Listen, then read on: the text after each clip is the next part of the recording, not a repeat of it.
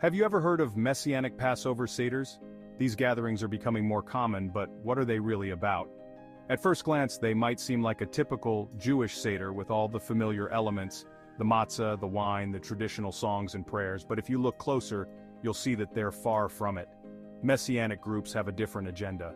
They hijack Jewish traditions, twist their meanings, and use them to push Christianity. It's pure manipulation. A strategy designed to blur the lines between Judaism and Christianity. Take the matzah. Traditionally, it's the bread of affliction, a symbol of the suffering our ancestors endured in Egypt. It's a powerful reminder of our history and resilience. But at a Messianic Seder, they claim the matzah represents the body of Jesus. They take a sacred Jewish symbol and distort it into Christian propaganda. This is not just a reinterpretation, it's a deliberate attempt to co-opt Jewish rituals for their own purposes. Then there's the wine. In a Jewish Seder, it's a symbol of freedom and redemption, celebrating our liberation from slavery in Egypt.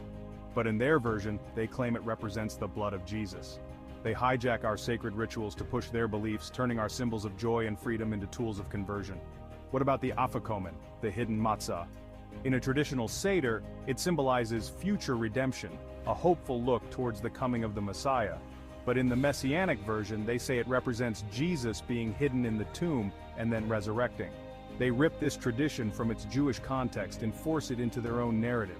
They also take rabbinic traditions, those very same ones they've critiqued for centuries, and use them to manipulate Jews into accepting Christianity. This isn't a modern tactic. We can trace this back to the 1st century. Paul in 1 Corinthians chapter 9 verses 20 to 22 says, "To the Jews I became like a Jew, to win the Jews."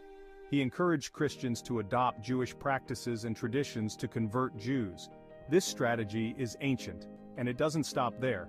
Tertullian, a Christian scholar in the 3rd century, introduced the idea of the Trinity, but this concept has no place in Judaism. Now Messianic groups use Jewish symbols like the matzah and wine to fit the Christian narrative of the Trinity.